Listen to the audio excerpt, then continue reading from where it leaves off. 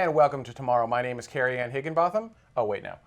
I know, I've changed. Wow. Carrie Ann will not be joining us on today's episode. My name is Benjamin. I will be our mission director. I'm joined by a hollow-emitted mic. Mic in studio. Look at that. I thankfully have done lots of tests on our hollow emitter here, and I am thankfully able to move about freely, so thank you very much to our So my hand passes. regional Oh, yeah, engineer. my hand passes right through you still. All right. Well, you can't get everything. Thank you to Vax Headroom actually made the hollow emitter, so thank you, Vax. That's fantastic. Good trip? Yeah, absolutely. Yeah, I mean, it was really quick for me. I mean, I just traveling this through a box, to get here, and then once we turned it on, then I was able to stretch my legs a little bit. But yeah. We are also joined by Elisa, who, what time is it where you're at right now, Elisa? It's 4:01 in the morning. And Lisa is our hologram today, who will be our flight director, and she is she's coming to us from a hotel in Sydney. So bandwidth allowing, this should be interesting. So thank you so much for taking time out of your stupid early morning. What are you doing in Sydney? I've been heading to the book launch for Josh Richards' new book, Becoming Martians. So I've been checking that out. So very cool. That's why I'm in Sydney. The mighty Ginge. We've had him on the show before. All right. We have. We are going to have an incredible show today. We're going to be talking to Dwight about Skylab. It's going to be awesome. Mike, you're going to be taking care of that interview. We've got a whole lot of launches, a whole lot of news. That's all going to be coming up today on Tomorrow, Orbit 10, Episode 30. Good morning. How's everything up in the sky?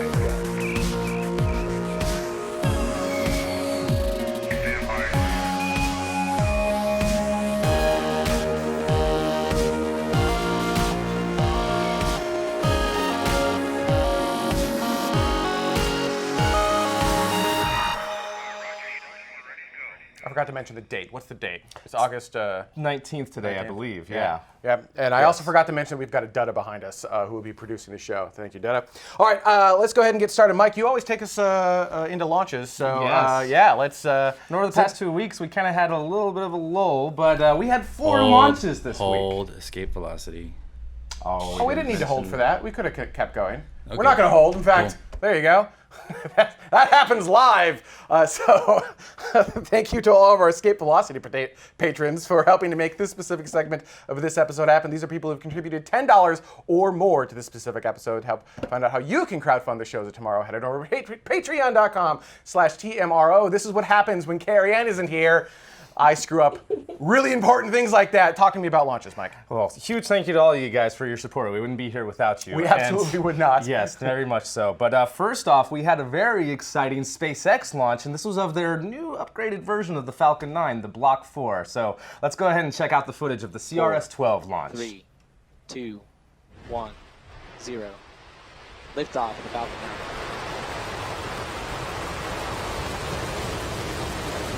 Falcon 9 is over the tower.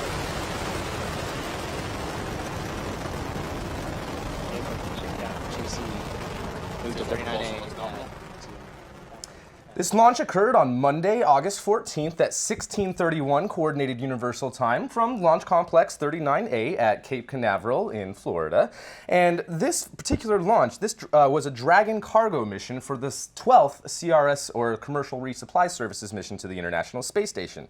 And on board it carried 2,910 kilograms, or for those of you in the United States, 6,415 pounds of cargo to the International Space Station. And after the first and second stages separated, the first stage was able to successfully come down to a powered landing at Landing Zone 1 nearby the launch site. And what incredible footage, and how this is becoming a much more normal and standard thing. In I was fact, super sad that they lost the vehicle in the clouds on the right coming back down. I was like, oh, they might have it, and then clouds. Right there. It's still amazing to see, though. And in fact, this is the 14th successful launch out of 19 tries that SpaceX has done, and the 6th one to land at one of these landing sites, or the only landing site so far, Landing Zone 1. So really cool to see, and I love how that this is becoming more and more routine. Just So nice one minor point of correction, and this is just a super nerdy space thing.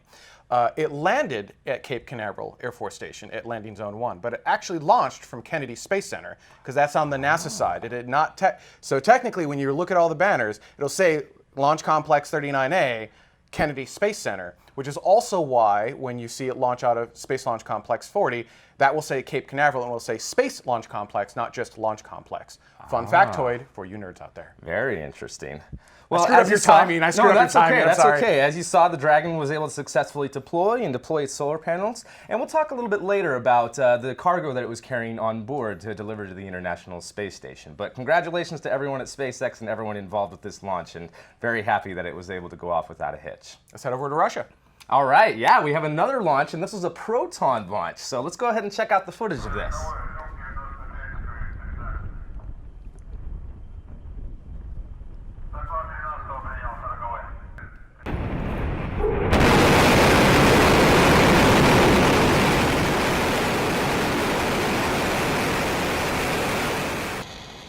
Now for this launch, this was a Russian military launch for the Russian Ministry of Defense, so we didn't get to see the entire launch, but we did get all these different angles of the launch itself. This took place on Wednesday, August 16th at 22:07 Coordinated Universal Time from the Baikonur Cosmodrome, and the satellite for this launch is called Blagovest, which means good news. And it's the first of its kind to deliver better internet connections, television relay, and video conferencing signals for the Russian military as well as for the Russian public.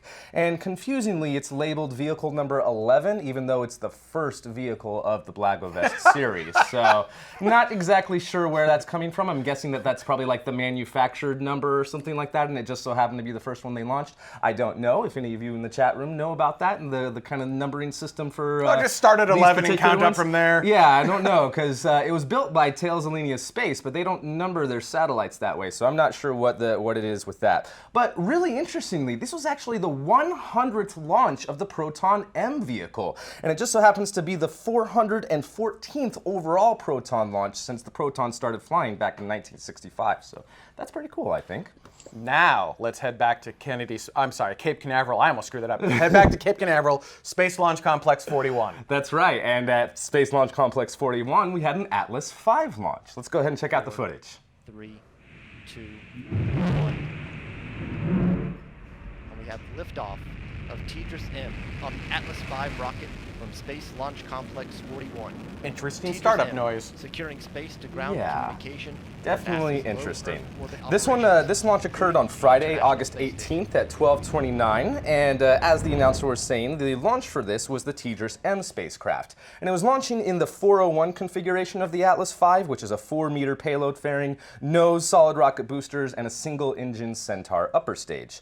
Now, the TDRS-M, which will be renamed TDRS-13 once it's operational, is the last of the third generation of TDRS satellites. And if you don't know what the TDRS satellites are, they're the tracking and data relay satellite system used in NASA's space network to not only track objects in orbit, but also to relay spacecraft communications. Now, all of the TDRS spacecraft are in geosynchronous orbit, and for this launch, the Centaur upper stage performed 2 engine burns with a 90-minute coast in between to expedite the geosynchronous transfer orbit and the eventual geosynchronous orbit of TDRS-M. The Centaur itself later performed 1 more burn after the satellite separation in order to reach a safe disposal orbit so that it can re-enter the atmosphere later and not contribute to orbital debris. So congratulations to everyone at United Launch Alliance and NASA who made this launch possible, and hopefully for the next generation of TDRS, which won't start launching until 2025, we'll get even more capabilities and be able to see stuff even smaller as far as orbital debris goes. I'm going to put you on the spot. Marty Scare in the chat room asks, anyone know why Atlas does that? And that's that startup noise. I would almost call it a transient, but that's not right. It's that weird startup, what did Dutta call it? I think he called it, there you go, an Atlas fart. Because we're adults here on the show. So do you know what that noise is? It seems to always happen with Atlas. As far as I know, it's kind of a combination of a weird noise of the... Because the turbo pumps are already running, but the startup of the launch itself and the ignition, I believe, is what causes that noise, and just the echo chamber, but I am honestly not exactly sure, because there's other launches, like for the Proton, for example, whenever they launch out of Baikonur, they always kind of have a similar whoop sound. And those of you who are old enough to remember with the Titan rockets, they also had a similar noise when they would first take off, but I'm not sure exactly why that is occurring. It might be acoustics, and it might be something with the plumbing itself during the ignition. We'll have to ask Tori. Just fluid running through the pipes. Fluid going through, yeah, but I mean, lots of rockets have fluid going through pipes that don't make that noise, though. Yeah. Is it just something to do with How the pipes are constructed, their path, it's like a tuba or whatever. that is your background, so I'll take your word for that one. Right. That's what you do. That's his day job. All right. So yeah, Where we go? We're going to We do Japan. have one more launch. Yes, we had a Japanese launch that actually happened just earlier today on Saturday. It's adorable as well. Oh yeah, this was another one of the Michibiki 3 satellites, and we had some guests who were able to do the countdown for us. Let's check out the footage. So excited.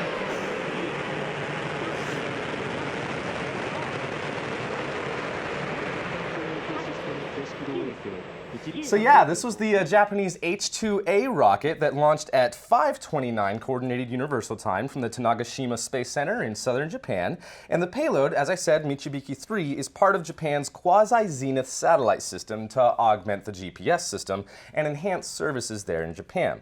Now, the really interesting thing about these systems is they have 4 satellites that will be configured in such a way with their orbits inclined to the equator that they make an almost figure-8 pattern that you can see on the screen, so that they will always have service, dedicated service there in the Asian Pacific, especially over Japan. So with this launch, although I hate their Windows 98 graphics for the payload separation, everything was successful after an 8-day delay with the rocket, and this launch was successful. So I'm very happy to see another successful launch from Japan, and their 4th Michibiki satellite will be launched later on this year. So congratulations to everyone involved with that. Yeah, that's fantastic. Thank you so much, Space Mike. Lisa, let's turn it Absolutely. over to you. You are in Australia, and your first story, which is quite apt, is about the Australian government and the space industry. It is. So I'm Australian, and this news was so exciting for me because on July 13th, the Australian Minister for Innovation, Industry and Science announced that our government was going to do a review of our space agency. So I have a bit of a clip from an interview that the minister did. So let's check that out and see what his thoughts were. We are talking about an regarding our industry which in Australia at the moment in various ways employs 9,000 to 11,000 people. So there's plenty of scope for it to grow. I really want to nail this, get a coordinated, cohesive view and create a national strategy which puts us at the forefront of space science and technology. Now, Lisa, before you So- continue, hang on. I do have a question. He's talking about Australian Space Agency and like adding to it, but is there an Australian Space Agency today at all? There is no agency, but there is an industry, and we have a lot of commercial entities that are starting to pop up, which is important because he's announced a expert review committee that's going to come together and talk with the public and get submissions from the public to work out whether we need an agency or not. So that committee is being chaired by Dr. Megan Clark. She's a geologist, a scientist, which is positive, and she used to be the head of the Australian Science Agency, which is the CSIRO, or the Commonwealth Science and Industrial Research Organisation. The expert committee, also has other notable members that are for the creation of Australian Space Agency, including Michael Davis, the chair of the Space Industry Association of Australia. There's also Flavia Tatanardini, who is the CEO of Fleet Space, which is a really kind of starting to get successful startup based here in Australia. And there's also Dr. Jason Held, who is the director of Sabre Astronautics, another Australian space startup. So all these people are pro-agencies, so fingers crossed. If they're on the committee, it's looking pretty good. But they're also accepting applications from anyone in the public until August 29th. So if anyone watching would like to put a submission in on whether Australia should get a space agency or not, head to bit.ly/Australia Space. And even New Zealand has a space agency, so fingers crossed it's going to be positive. And we have the biggest space conference of the year heading to Adelaide in September, so the timing is right. But the problem is the committee doesn't have to give their results to the government until March of next year. So that not that timing bad. kind of sucks. I mean, yeah, but But that's we'll not see. that I mean, terrible. So fingers crossed. We'll Yeah, see how we go. absolutely. Now, so a space agency is different than like launching and whatnot, right? So, do you have any idea? Are they looking to create something that would be like a NASA, where they maybe would launch from Australia, or is that just basically unknown at this point? It's too early to say. I think the kind of model that they might take is kind of a mix between the UK Space Agency model and maybe that of New Zealand. So we don't want to create a second NASA because NASA has way more funding than the Australian government would ever be able to provide to our own space agency. So kind of something that will be able to make it easier for the commercial side in Australia and be that central point of contact for any other international agencies that want to collaborate with Australia. We've talked a lot on the show about Australia and how it's like the perfect position to put a launch platform, right? I mean, you're really close to the equator. You've got you can just put it on the eastern side, just go right. It'd be a fantastic place, and hopefully you guys do right over the Great Barrier Reef World Heritage Site. Don't worry, apparently the reef is dying anyway. Well, no, I mean, if the rockets are reusable, recoverable, and you're not dumping them into the ocean, then that doesn't matter, right? I mean, you can go over it as long as you don't go into it. Yeah. Can I ask you There are a few companies in Australia working on that anyway. Can I ask you too, is there anything that Australian citizens can do to kind of voice their opinions or their support to hopefully sway these people on a decision? Yeah, so anyone can go to that website, bit.ly/Australian Space, and they can write their own little submission that goes to that committee, which will then get put into a report and given to the minister and the government. But they're also holding a bunch of roundtable discussions around Australia, so in each kind of major city, and they're being held at the end of August/beginning of September. So check that out as well, and you can register to go and attend these kind of roundtable discussions and have your say as well. Awesome. And actually, as Johnny Spacer brings up, he says, actually, expendable rockets dropped in the ocean could help build new reefs. So I don't think that's the quite what you want, though. Reusable. Yeah, Eventually. we can tell that to the government as well. Sure. I don't think they'd buy that. All right. You had mentioned in your launches that we get back to CRS-12 and some of the payloads, so let's talk about that. That's right. So if you could, Dodo, just go ahead and play the video for this, because there was quite a few updates at the International Space Station. With the CRS-12 Dragon cargo, the primary payload for this was actually something called ISS CREAM, which stands for the ISS Cosmic Ray Energetics and Mass Instrument, which is in the trunk of the Dragon, and it's going to be testing out, or rather monitoring, extremely high energy cosmic rays and measuring the changes in energy. But there was also 5 CubeSats on board that'll be deployed later from the Kibo module. One of them includes the Kestrel I-2M, which is an imaging system for the Department of Defense, also Asteria, which is a 6-unit CubeSat with essentially a really fancy space camera jib to keep the camera stable. And then there also is the OSIRIS-3U, which will study occultation of GPS signals. There's also Dellinger, another 6U that has some magnetometers, and also the Overview 1A, which is owned by Space VR, which is a 3-unit CubeSat that'll give live virtual reality of space to their subscribers. So that's pretty cool. But speaking of small sats, the Russians conducted an extravehicular activity, a spacewalk outside of the station the next day after this the Dragon berthing. And what you see on screen, that happened on Wednesday, 2 days after the Dragon launch.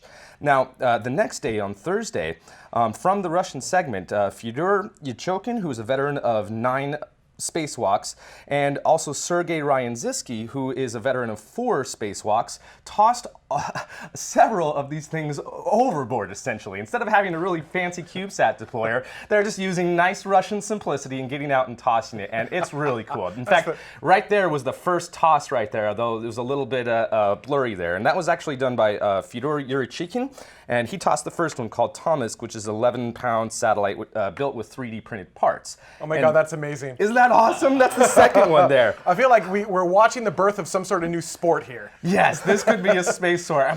Benjamin, in all your years of covering space tossing and space sports, have you ever seen a throw like that? I can't believe it, Mike. I can't believe. Why do we go Irish? I don't know. It's so funny. Tossing. Even during this, they had they had a trajectory analyst saying like, "Yep, the trajectory looks good. We have good spin on the satellites." They had. They were being very serious about it, and I just think it's so cool, so cool. But yeah, this is really cool to watch, and I definitely want to get up there someday and toss some stuff overboard on purpose. The wind up and the pitch. Awesome. Oh, it bounced off the atmosphere. Oh, that's gonna hurt Team NASA. Oh man. So if you threw it forward in the direction of the space station's travel, would it get into a higher orbit? Could potentially, depending on which angle you threw it at, it potentially could. But that could have caused collisions later on. So the direction that they're actually throwing them right now is behind the space station. So the direction that they're moving, they're essentially throwing in the opposite direction that they're moving and at an angle so that when that small CubeSat comes around, it's not at risk of hitting the space station. And even these ones that they threw off, most of those are going to re-enter the atmosphere within a couple of months. So that long, huh? Yeah. Wow. Yeah, and this one especially right there, that's just a little test satellite for communications. It's just, essentially a spherical ball, but still pretty cool. They kind of did have a little deployer for that one, although we didn't get to see the mechanism for it. But still pretty cool that they were able to do all of that, and I just think that it's really cool footage to see. It really is. Green Jim has a question in the chat room, which is how come the Russians can do this, but the rest of the world has to use CubeSat launchers? Well, the rest of the world doesn't have to. We can do this whenever we want. Let's do this. All right, Team Lisa, Ben, and Mike, we are going, and we are making this happen. This is going to be awesome. The stipulation is if you want to throw your CubeSats overboard, you got to install a handle so that the guys can grab it with their really big spacewalk gloves and everything, like you saw on those Russian ones. No, we'll use the next generation spacesuits that are being built by the third party. So gloves will be much better. Yeah, can't talk about that though. All right, Lisa, let's hand it back to you. Let's talk about the Google Lunar X-Prize. Yeah, so there's been an announcement for the Google Lunar X-Prize. It's a competition that's been running for quite a while now. But on August 16th, the X-Prize Foundation and Google announced that they're giving out more prize money for milestones. So these milestones, there are 2 new milestone prizes, and this prize money is $4.75 million US. The first milestone is demonstrating that one of the teams has gotten into orbit around the moon or is doing a direct approach, so actually reaching the moon. And if a team achieves that, they'll get $1.75 million US. And the second milestone prize is if the team successfully transmits data that says that they safely land on the moon, a soft landing, and that's a $3 million US prize. And so there's currently 5 teams left. I think we just saw a footage of the 5 different teams that are left. There is Team Indus from India. There is Team Synergy Moon, which is an international group. There's Moon Express, which is in the USA. There is Team Hakuto, which is from Japan, and Team Space IL, which is from Israel. And so if any of these teams manage to win these milestone prizes on the way there, then it gets split between any of the teams that achieve that milestone. So that prize money gets split evenly between them. And so this kind of means that if they put all that effort and resources into trying to win the major grand prize, which is $20 million, of successfully landing on the moon and traveling 500 meters and transmitting HD video data back, if they put in all that effort and then only just get to the moon, like previously they would have got no money, but now at least they're going to get a partial amount of money for achieving that. And the kicker here is that the original deadline for winning any of these prizes was the end of this year, December 31st, 2017, which has now been extended by 3 months to the end of March in 2018. So 3 more months on the Google Lunar X-Prize timeline. So in your opinion, is 3 months enough time? Because, I mean, that's fast approaching. That's true. I mean, best of luck to them. I know, like, they've got launch contracts going. It kind of just depends on whether the launch providers that they've contracted don't have slips in the launch dates. So we'll see. I mean, and if I may, the space industry. And if I may, as far as I know, the only one who has like a definitive launch date is Team Indus on a PSLV vehicle, but that one was supposed to be launching at the very tail end of December. And there was kind of like an argument going on of whether or not they, the GLXP would accept their mission if they did all of those qualifications after they landed and send back video and travel 500 meters, if it was after January 1st, if the launch took place before that. So at least as far as Team Indus is concerned, this 3 months extra should potentially allow for that. But as for the others, I mean, we're just going to have to see when they get their official launch dates. I mean, Moon Express is riding on RocketLab, and they're still testing their rockets, so not sure when that's going to go off. Team Hakuto, I still don't know any information as to whether or not they will be able to continue with their plan, because they were going to be teaming up with Moon Express to kind of rideshare with them. And I think Space IL, correct me if I'm wrong, chat room, but I thought that they dropped out a couple of months ago, so I don't know. But one way or another, I definitely want to see someone win. So it sucks to see Me things too, get me extended, too. but I really want to see someone win. Well, we kind of. I'd rather that it kept getting extended than like nobody wins, because like what kind of a prize and like stimulating technology advancement is that if nobody wins the prize, right? Then what's the point of doing all the promotion? So Yeah. So, Lisa, let's continue with you. Let's talk a moment about Space Lab, because you brought up there's a GLXP team ride sharing with RocketLab. RocketLab's first flight just recently happened. It was for a test flight. It was a smashing success. But if it was a real flight, it would not have made it to orbit. So tell us about that investigation and what they found out. yeah, so Rocket Labs did just have their first test flight, and I think we've got some footage here of the Rocket Labs launch, which was spectacular. It was amazing. That first launch was called It's a Test. It launched on May 25th, and it launched from the Mahia Peninsula in New Zealand. The footage looked beautiful, and the CEO, Peter Beck, even tweeted out that the rocket reached space, but he used the word space and not orbit, which is important because on August 7th, Rocket Lab released a media release, and they confirmed that the rocket was terminated by range safety officials 4 minutes into the flight at an altitude of 224 kilometers. And they quote here that it was due to a data loss timeout, which was caused by a misconfiguration of telemetry equipment owned and operated by a third-party contractor. Now, the equipment that Rocket Lab owns doesn't suffer these problems, which kind of shows that the rocket was performing as expected in Rocket Lab's eyes. There was no mention of the large ice buildup that a lot of people had also kind of mentioned on Twitter and stuff that you could see at the very start of the footage. So they're kind of saying that the ice wasn't a problem and that it was due to this telemetry kind of issue with the ground equipment that a third-party operator had. So the FAA was involved with reviewing all of the data that came off the rocket. There was over 25,000 channels of data that was collected during the flight. They did lots of testing at their facilities both in the USA and New Zealand to try and figure out what went wrong. And they seem to think that the issue has been corrected. Everything looks good for the next test flight, which I love the name of the next test flight, flight number 2. It's called Still Testing. And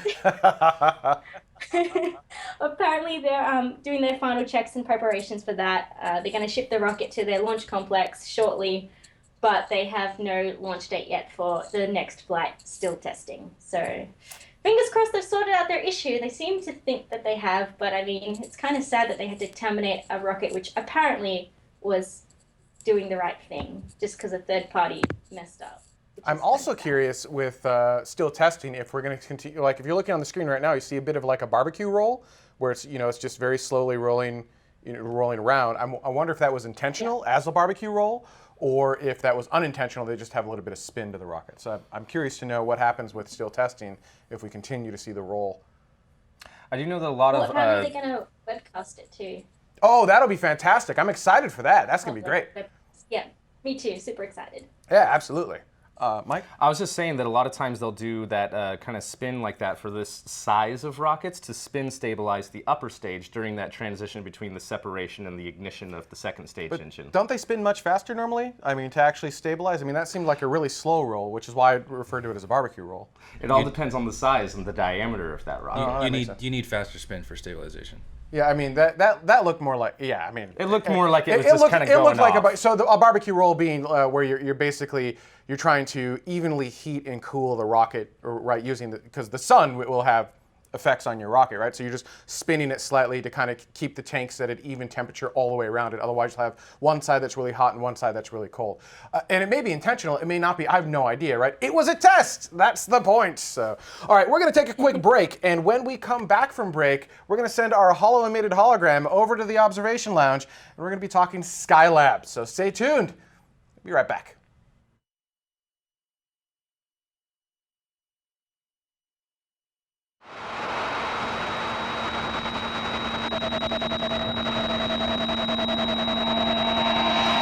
When the bird came over the hill on the launch, at least one of the wings hadn't deployed. Solar wing 2 is gone, completely off the bird.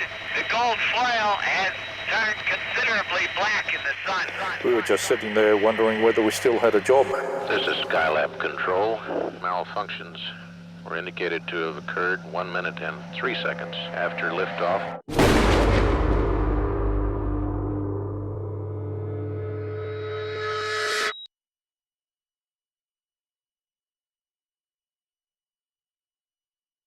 And welcome back. Now, before we get started into our very interesting interview segment, I did want to give a huge shout out to all of our Escape Velocity patrons who have been donating $10 or more to the show to help make all of this possible.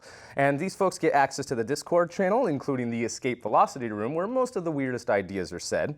But I also want to thank our Orbital Velocity members who are donating $5 or more per episode. And they've gotten a new reward for their support of our show, and that's the show topic voting rights. That is all going to be done through Patreon. So you will be seeing, if you've signed up, you will be seeing those sort of polls to vote on what type of topics you want us to talk about very soon. So thank you again to everyone who's been supporting us. Now, I would like to bring on Dwight Boniecki. Thank you very much for joining us today. And you have this really interesting documentary that's going to be coming out really soon, or, well, next year, but that's still soonish in the rocket industry. So tell us a little bit about it. First, tell us a little bit more about yourself and why you started this and why make a documentary about Skylab. Oh, that's a long story that started when I was writing the book Live TV from the Moon, which several years ago I was on the show when it was still called Space Vidcast, so that tells you how long ago it was. When I was interviewing Stan Labar, who was the head of the lunar camera department at Westinghouse, I would always ask him about the Apollo missions, and he would always divert the conversation to Skylab and Apollo-Soyuz test project. I was like, Stan, I don't want to talk about that. That doesn't interest me. Talk about Apollo. And every single time we talked. And then at one point I was like, okay, I've got to look into this. Now, why is he always telling me how great Skylab was? And it just so happened at that time, somebody had sold a fairly large collection of videotape on eBay that was the Skylab downlink mission tapes. And that would have been approximately, I think, about maybe 60, 70 hours worth of footage. Wow. And I watched it, and it was like this. Watched it one time and like, wait a minute, this project is very interesting. And then I did the follow-up to Live TV from the Moon, which was Live TV from Orbit. And originally the plan was the one book would have incorporated everything from the start of Apollo through to the start of the shuttle. And I ended up having so much material on Skylab and ASTP. Yeah, sorry to mention ASTP, but it's part of the story. For those of you who don't know what that acronym is, can you explain what that is? What is ATSP? Apollo-Soyuz Test Project. Thank you. That was where the Americans and the Russians did the first joint mission where they docked and handshake in space in the middle of the Cold War too. So it was like, how they pulled that off is pretty awesome in itself. Very good story. So anyway, back to the Skylab story. That got me interested, and then suddenly, because I'm a TV engineer, that started my quest. Where I was thinking, I must have every single minute of footage ever created on Skylab in my collection, and that's how it started. So, doing Live TV from Orbit, which detailed how they developed television for Skylab, I had to chronologically list all the footage I have, because it was haphazardly recorded on tape. So it would have SL4 mixed with SL2, mixed with SL1. And luckily everything had a slate at the front of it, so I could read the beginning of the video, and it would say, okay, this is day of year, blah, blah, blah. And then through that I would go, okay, day of year 145 is SL2, so that's the Pete Conrad crew. So I would then put it in chronological order, put it on a DVD, so I had this material to refer to when I was doing Live TV from Orbit. Wow. And then there was an auction house called RR Auctions. They then had kinescope films, which, if you look behind me, they are the type of films. They are 16 millimeter recordings off a television monitor. And most of the Apollo stuff, when you watch anything up until around about Apollo 15, is kinescope based. It was at that time a more robust storage format. It looks, in my opinion, terrible. It's got a charm, but it's awful. Well, that brings us to a point later that we'll get to about how you guys were able to kind of clean up that footage a little bit. But before we get to that, what are some of the interesting stories that came up in your viewing of all this footage that made you realize that, hey, wait a minute, this is actually something really important that I want to focus on? Well, actually, I had not intended to do a documentary at all, and it was through another seller, Space Mission Markets, who had an ex-NASA employee's vast collection of kinescopes, which what you see behind me basically comes from them. And Diana, who runs the company, sent me a list of the footage, and I was looking at it going, oh my God, how do I buy this? And so it developed from that. And then when I reviewed these things, and I've got an old beat up 16mm projector, I was watching them and I was just going, oh, this stuff, you have to fork out a lot of money to get the media department at JSC to transfer them for you. And you can't just go there as an ordinary Joe. You have to say, I've got a project and I need such and such.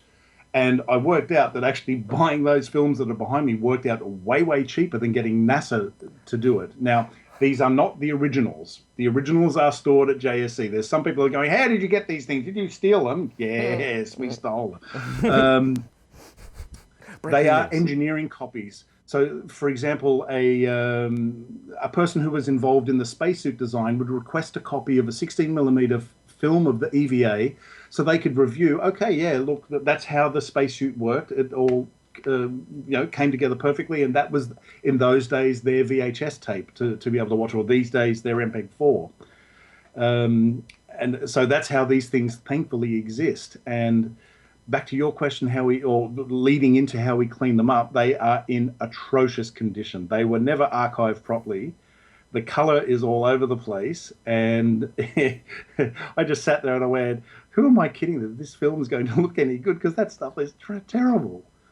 And I think we even have an example of footage of that sort of cleanup that you did of that. And as soon as we get that pulled up here, we can show kind of the work that you did to clean that up and brighten it up and allow us to see a bit more detail with that.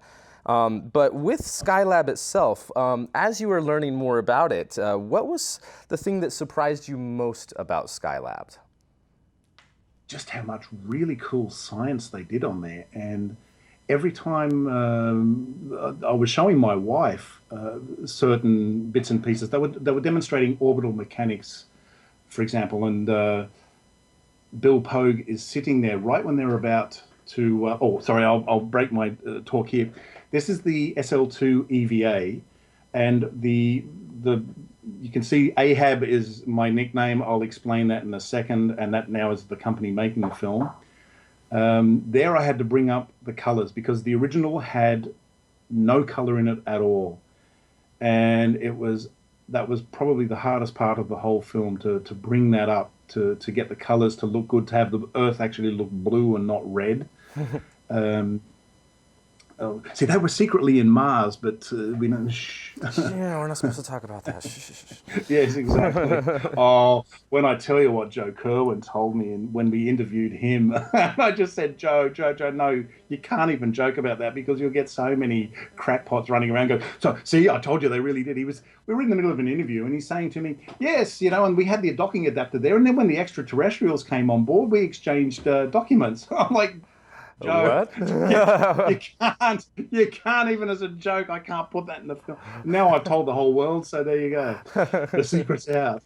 That's what Skylab was really science, for. Yeah, exactly. No. The science they did, and Bill Pogue has 3 blue spheres that they used for experimentation and the rest of it on Skylab, and they adjusted. They did a course adjustment, or orbital adjustment of Skylab, which meant the thing moved down in relation to where the astronauts were.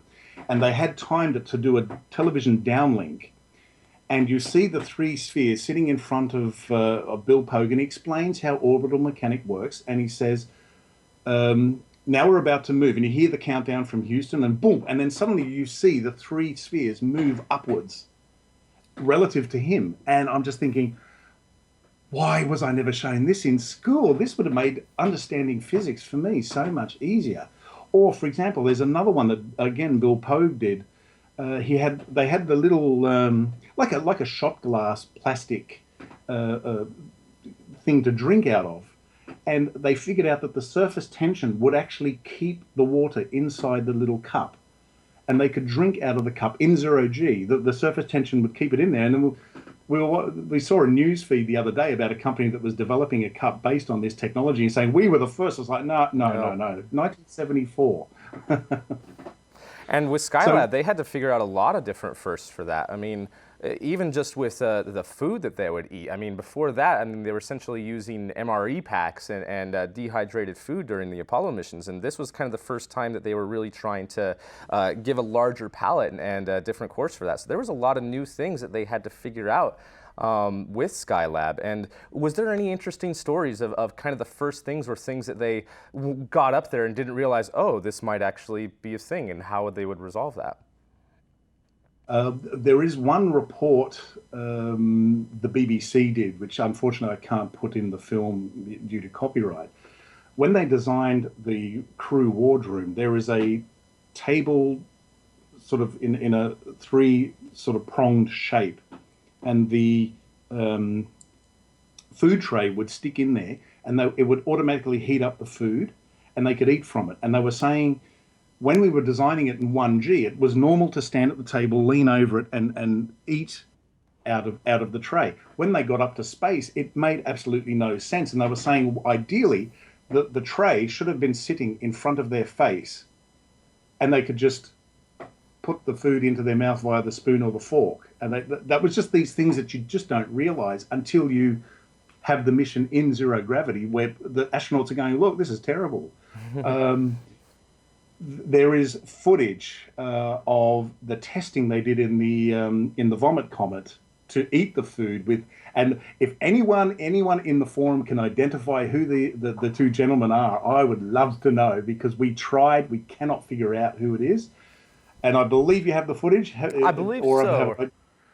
We're trying to pull that up right now, but yes, it's very interesting to see the different tests that they did, and with there it is right there. I'm not sure who either of these gentlemen are, but this definitely was a vomit comet. You can see little pieces of floating up here and there, and especially once they get strapped in, you'll see kind of a jolt once they begin one of their parabolic arcs. But yeah, there was a lot of very interesting things they had to figure out. And even during Apollo itself, I mean, they, just with grooming and hygiene, they didn't really bother to shave. And they did, as far as I know, there was rumors where they did bring electric shavers with them, but the particles would just get all over the place. So most of the Skylab astronauts elected not to shave at all. And that's where we get these photos of some of the Skylab astronauts with their epic beards floating up there. It's really cool to see that some of those solutions.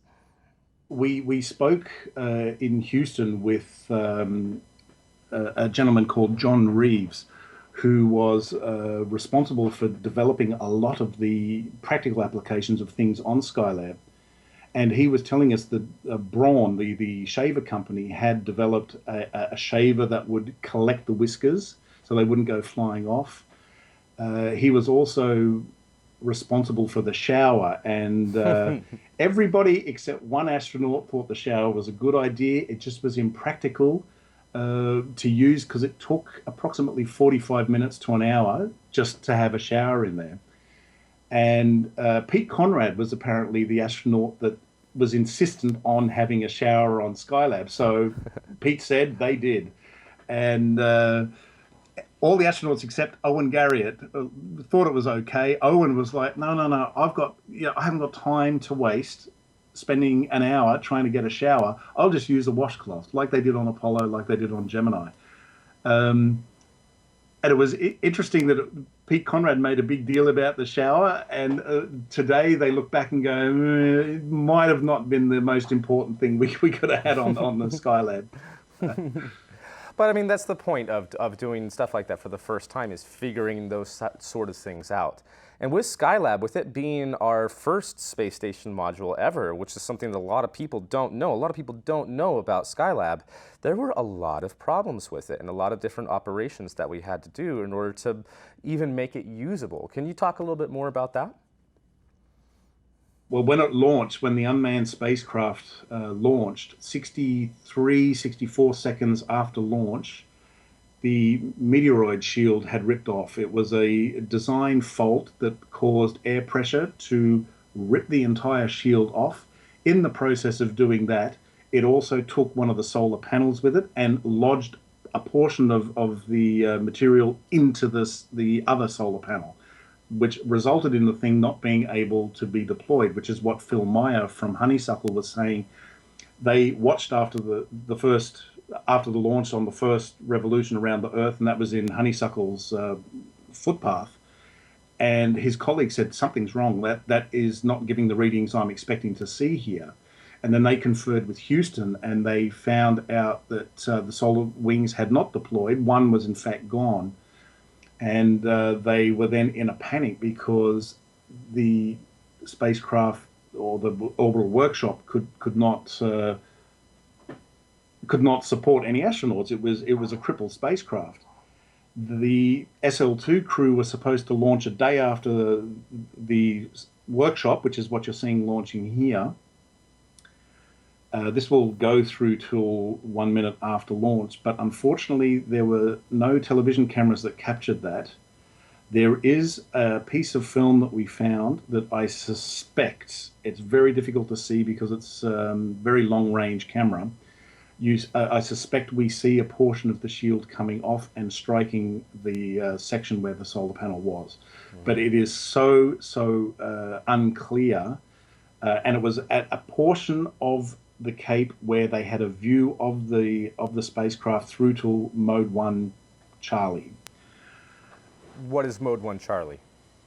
Good question. I should have had that written in front of me before I told you. It is a secret. It's a some expert will go, oh come on, does he know nothing? No, I didn't even know either.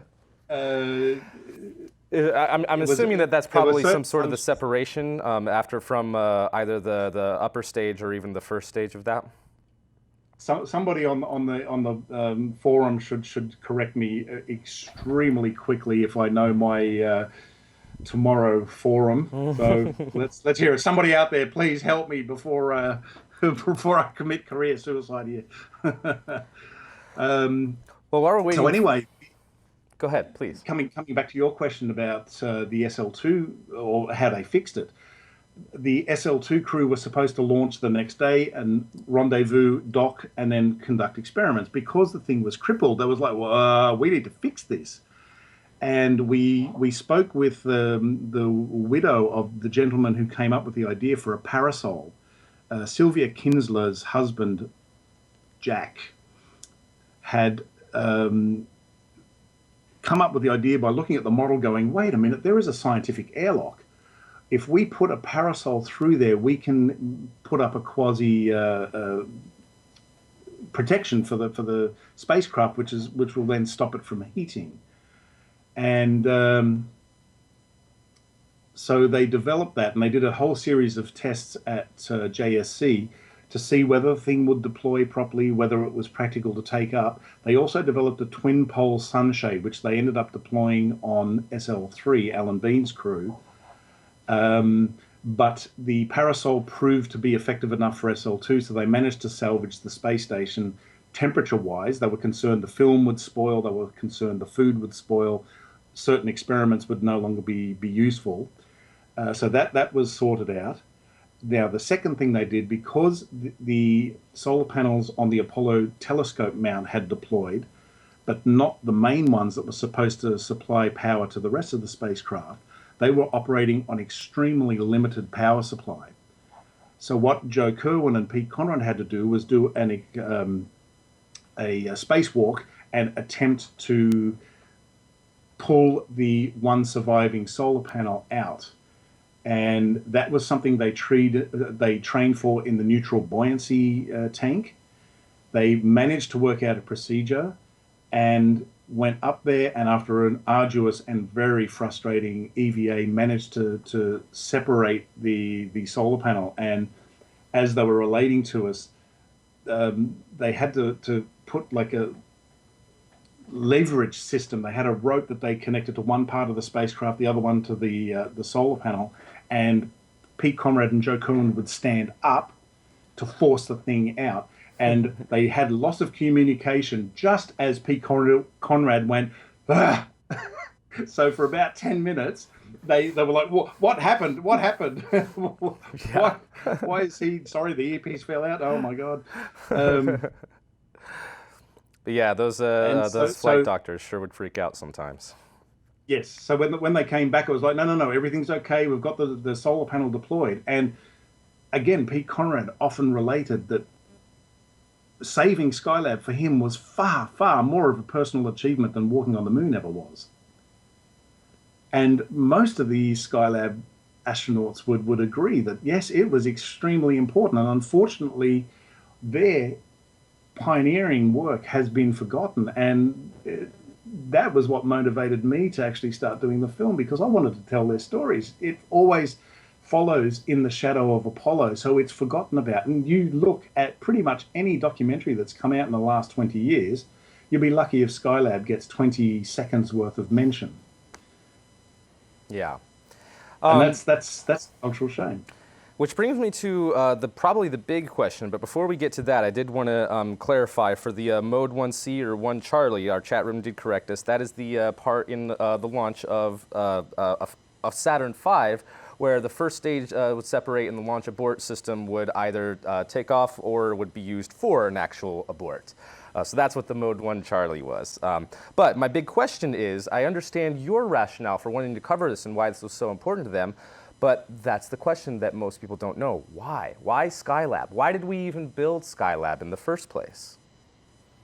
Skylab was part of the AAP program, and of course now Nerves being on the show, I can't remember what that acronym stands for. I believe it was the Apollo Applications Program. It's a project, yes, thank you. Oh. Every time I come on the show, there's something I tell you guys, and I go, I know the abbreviation, but I can't remember what it means. There you go. Last time I had the excuse, it was 4 o'clock in the morning. Here it's the evening, and I'm an evening person, so I've got no excuse. I'm sorry. That's all right. That's all right. Hang my head in shame. Do you think that at the time, though, after, of course, the Americans landed on the moon in 1969, the Soviets kind of shifted their focus. They still had their Lunokhod program, sending their rovers to the moon, but they shifted their focus over towards their space station modules and pioneering all of that with their Salyut and Almaz.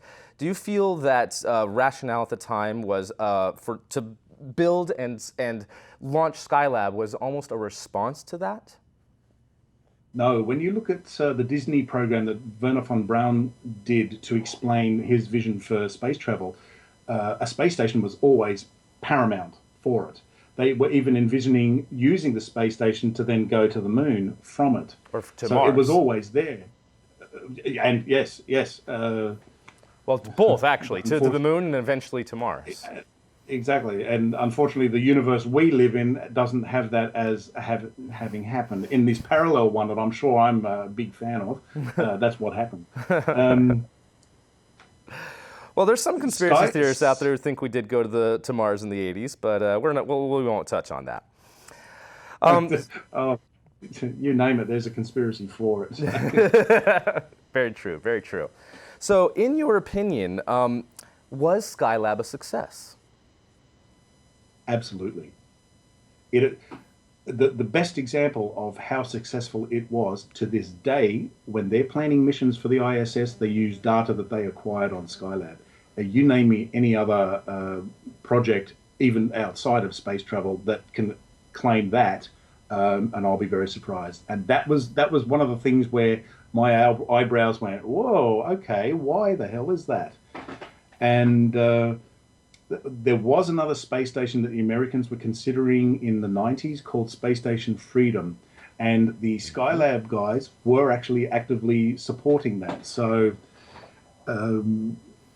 And the data again from Skylab was used in developing that proposal, and when the ISS came about, it seemed only logical to move across the same data to them.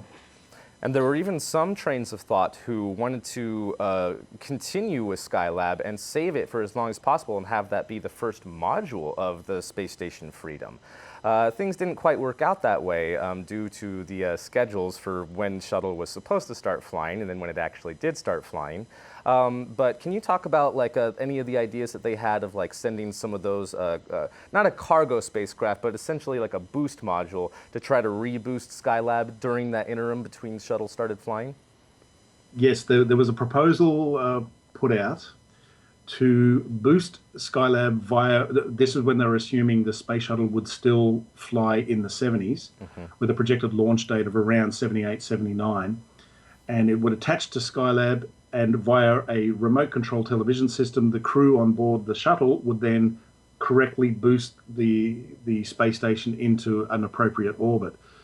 What happened was they figured that because of the delays of the shuttle, it was a useless expense because they were pretty certain by that point it was not going to launch before Skylab itself had re-entered the Earth's atmosphere, and it was just left to die a very unhonorable death, in my opinion. I had just completed the Skylab mission reports for Apogee Books, and I was fortunate enough to get audio tape that somebody had recorded in Mission Control. Larry Turovsky, if I've got his name correctly in my head, happened to be in Mission Control with a cassette recorder and recorded the last hour of Skylab's untimely demise.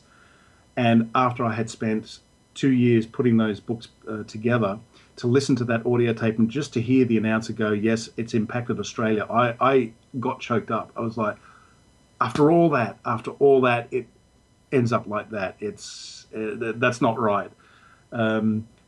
It's good for the fact that, as an Australian, that Skylab was always in the forefront of my understanding of space travel because it impacted in our backyard. Not really as a kid, as a 10-year-old, I was certain it would, right? Every single one of my friends was terrified on July 10th that it was going to come and hit our house and our house alone.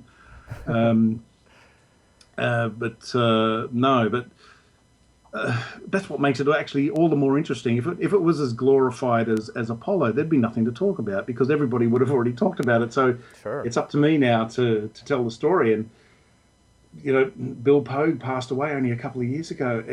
The time is running out to tell the story from the people that were there, and I don't mean that in a bad way. That's just a fact of life. And I'm so glad I've had the chance to speak to these people and have them on camera telling me their stories, because future generations are going to appreciate it, especially when it becomes a normal thing to go up to space stations.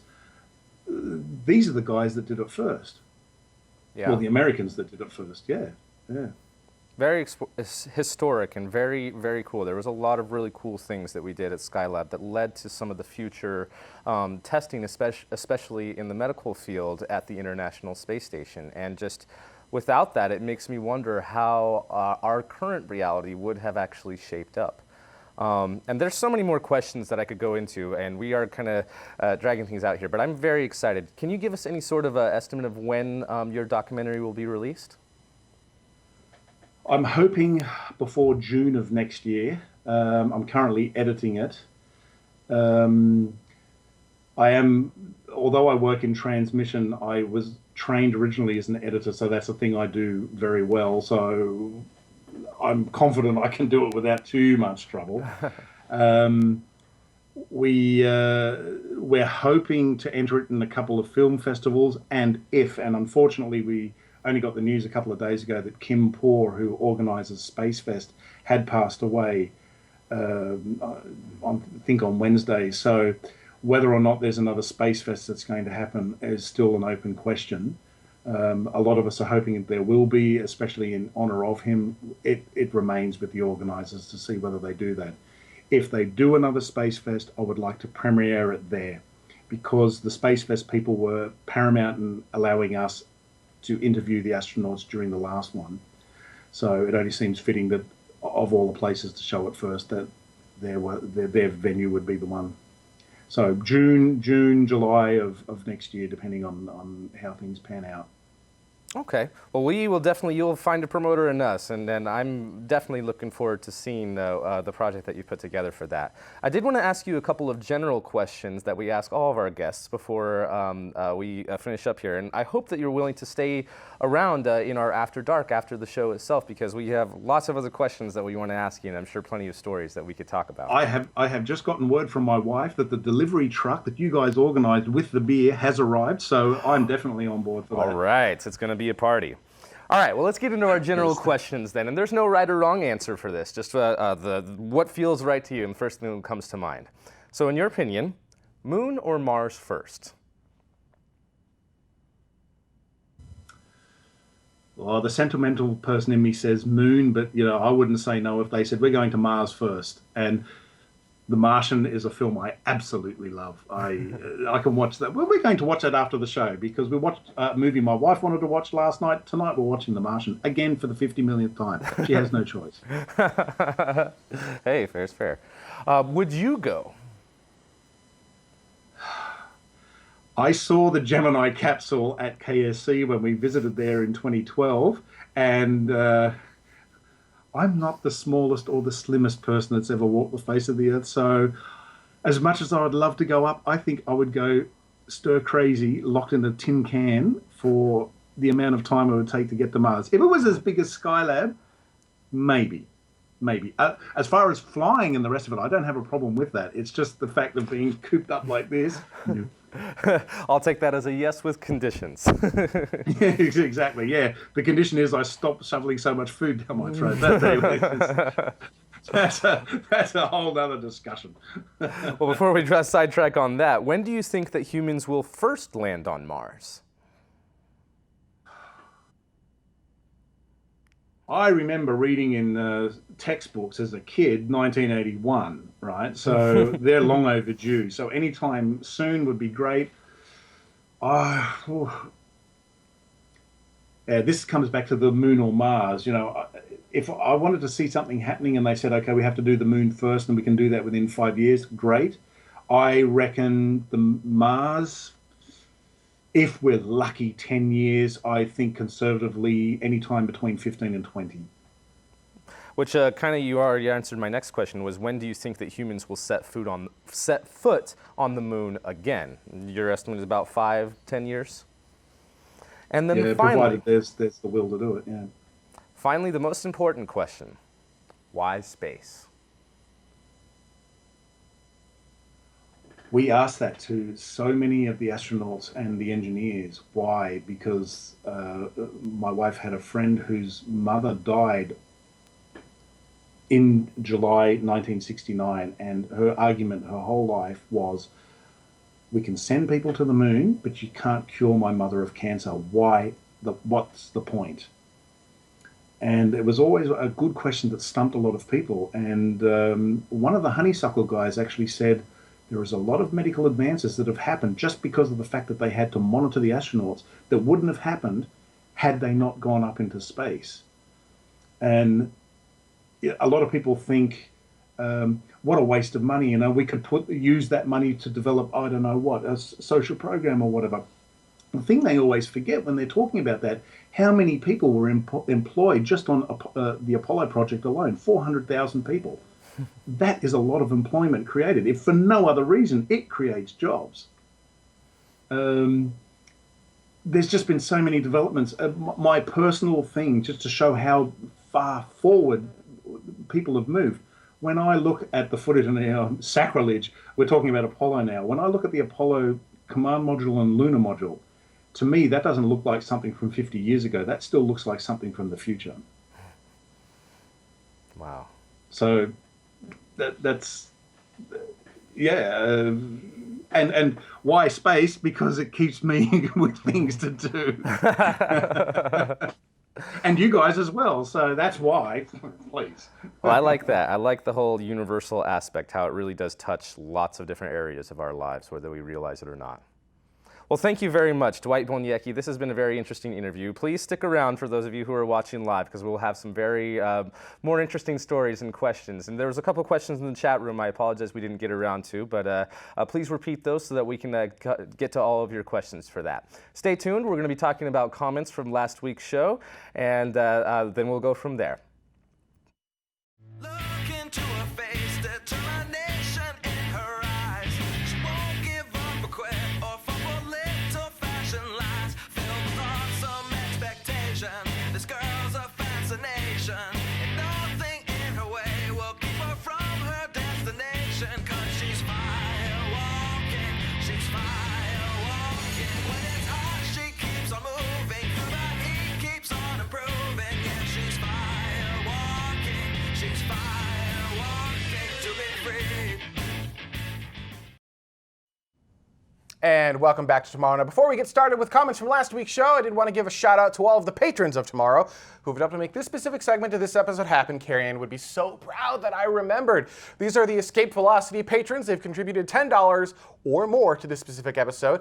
We also have our Orbital patrons. They've contributed $5 or more to this specific episode. And of course, our Suborbital patrons who've contributed $2.50 or more. We have all new rewards that have been going on for a few weeks now. And we also have all new goals over on our Patreon channel to kind of help do new things over here tomorrow. So to find out all those new rewards and goals, head over to patreon.com/TMRO. All right, I am joined once again by the holographic Lisa, and we've got the hollow-emitted space mic. Yeah, like, there you go. Still going strong, apparently. I do love that Vax made that for you. I think it's hilarious. I also, Lisa, it's hard being the hologram, right? Like knowing where to look. It's deceptively hard. Yeah, because I have to look over here, but then you guys are really taller than me, so like where do you look up or down? I don't know how Mike does it. Mike, you're really multi-talented to be able to manage everything going on at once. It's hard work. Thank you very much. All right, let's get started with comments from last week's show. Last week we had Lika, who was NASA's lead scientist for the 2017 eclipse. And the first comment was from Street Wind off of Reddit, who says, in response to needing a show about the Kármán line and why it doesn't matter, be prepared for plenty of comments disputing that statement. Me personally, I'm of the opinion that it does matter, and that we should in fact strive to internationally standardize on an official definition of where space begins, whichever one is most suitable, and I have what I believe are good arguments to support it. You know, I think that would be an interesting debate. And I'm not necessarily saying that Street Wind is wrong, I'm just saying that they're not right. Well, he's right that it definitely would be very polarizing. I mean, it would be nice to have an agreed upon standard of where space begins, but why? Exactly why? I mean, there's lots of reasons why. I mean, okay, you have why? all the suborbital tourism of whether or not they're actually reaching space why or not. Why does that matter? Whether or not, new countries or new agencies that are or companies, that are launching rockets and satellites are actually delivering it into space. Why does that matter? Whether or not they're delivering it in space or not, that's a big deal. It doesn't matter at all. Look, if you've made orbit, that's in space though. Is it? You could still potentially be within atmosphere, right? True, so true. Does it matter? So you've made orbit, you're successfully where you need to be. Suborbital, you made it up high enough to actually see the curvature of the Earth. What does it matter if you made it to space? You can see the curvature of the Earth, you're weightless. That's not space? I mean, if we're going to do that, then it's where there's no atmospheric particles at all, at which point only Apollo astronauts have ever been to space. I would argue it doesn't matter. You, Lisa? So balloons go to space? I think it just needs to be consistent. Pick a number, make it internationally recognized, make everyone agree, keep it consistent. I mean, we have consistent numbers for sea level and stuff like that, so there's precedents before that have been set that everyone agrees on. So just make it consistent and stop changing it. Well, but it's never been Dada's argument. So balloons go to space based on curvature of the Earth, right? That was one of the criteria. I mean, I think that is a valid anti-argument to what I was just saying, because no, they don't. But also, I mentioned weightlessness, and to the best of my knowledge, balloons do not go up high enough for you to experience weightlessness. Just when you drop. Microgravity, how about that? Weightlessness occurs because you are traveling fast enough across the face of the Earth to not fall into the Earth. Right. So even a suborbital flight, You're not weightless. You're only weightless on the way back down. But again, that's what's it matter? That's a parabolic arc. What does it matter? I think this is going to create a whole bunch of like, well, I'm an astronaut. Okay, I'm on it. this is a whole new show. Yeah, this definitely deserves further debate. Roundtable discussion. Yeah, I think all right. Coming from YouTube, this is Jamie Godman who says, "I'm sad I won't be able to experience totality after waiting years for this eclipse. I can't make it, but at least I'll get 91% coverage here in Salt Lake." Well, I mean, you may have waited years. And actually, I found out a lot of people who work at my day job, we'll just call them Company X. I realized they didn't know that this is not the last total eclipse in North America in their lifetime. 2024 is the next time. So it's a little ways away, but you still have an opportunity to go to the path of totality in 2024 if you live in the United States. By the way, even if you don't live in the United States, just fly over to North America and you can go to the path of totality, which, by the way, what an amazing, the show title should be The Path of Totality. Yeah. I just feel like something should be called The Path, right? That'd just be awesome. Very cool. All right, off of Reddit from Carrie3, not Carrie2 and not Carrie1, but Carrie3. For those who do not know the facts about the misnomer regarding Einstein in grade school maths, and then we've got a bit.ly link, at Einstein math myths. I believe that was me who talked about Einstein failing math or something like that. It wasn't me. Does anyone remember who said it? Someone said it. It was probably me. We definitely talked about that. I think it was you, Ben. Yeah, probably me. I probably screwed that one up. Just blame Ben. And based on that link and a little bit of me poking around, not true. I had no idea. Did you know that that myth was not true? And neither did I.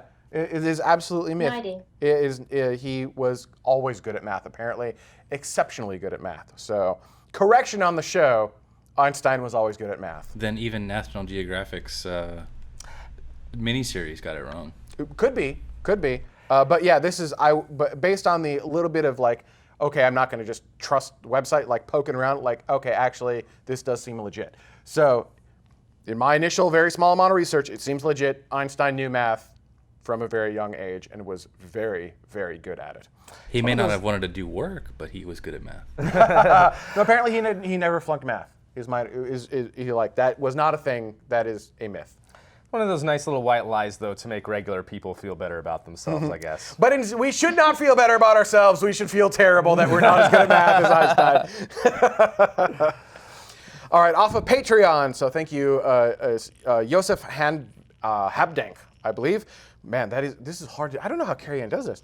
A really amazing interview, extremely interesting, with extra charm of Dr. Madikulula. I hope I said that right. It's Guta. Madhulika. Excuse me. Madhulika. That's her first name, Madhulika, and her Lika, last it's name Lika. was Guha Takurta. Guha Takurta. Dr. Lika, giving a really motherly feeling. P.S. Can't wait for tomorrow's science. I figured we'd throw this over to. Yeah, I know. Are there? I didn't prep you for this. Yes, at the science dance. I feel like we all have to do the science dance. Science. I mean, actually in sign language, this means science. Like taking two beakers and pouring them into a third beaker means science. This is science. This is the I science. don't know what tomorrow Shouldn't we is, be doing it though, the opposite but- way, since we're on the upright side of the planet right now? We and you're on should the bottom spin the side of TV upside Put it down. upside down. Can you give me? So I realized this really early, and I didn't prep you for this at all. But can you give us any insight into tomorrow's science at all? Have we even announced that you're hosting tomorrow's science? I don't even know if we made it public, but we have now. So hi, I'm going to be the host of Tomorrow Science. I want Tomorrow Science to be all about facilitating conversations about the latest cutting edge tech in science and bringing people into that conversation. Because I think sometimes scientists sit on an ivory tower and I want to take them off that tower, and that's what Tomorrow Science is going to be all about. But I also have a lot of experience in doing science show performance, so I want to bring that into the show as well and do some really cool science tricks and show you guys how you can do that at home as well. So, yeah. They're not tricks. Science. They're It's very gonna be awesome. science. They're very serious science experiments. Science. Fair. My favorite are the on the Discord channel. You've been asking things like, "Hey, what does the fire suppression look like in the studio?" And I'm like, "No." I do this really great demonstration where I actually set fire to my hands, but because I wet my hands, the water evaporates and takes away the heat. Kind of just like how in nozzle the fuel regenerative cooling, by pumping the fuel around the nozzle, you take away the heat as well. So it's the same kind of principle. So it all relates to space in the end. It does all relate to space, which, by the way, all of the sub-shows for tomorrow will all, in one way or another, relate to space. Space is the central core for all of the shows. You will not be doing that demonstration inside the Tomorrow Studios, just so you know, because everything here is coated in MDF dust, and the moment you light any sort of fire here, the entire studio will ignite. I'm pretty sure the air will ignite in the studio. We like to feel like we have the same risk factor here as you do at a launch pad. Don't breathe the orange cloud.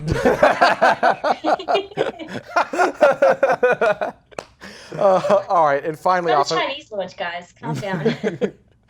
Finally, off on Patreon, we've got Marshall Khan says Copenhagen Suborbital has been publishing weekly updates. The submarines aren't really part of the current fleet, and that was part of our conversation in last week's After Dark, talking about. It was actually one of your news stories. Talking about a whole bunch of drama with one of the Copenhagen Suborbital founders.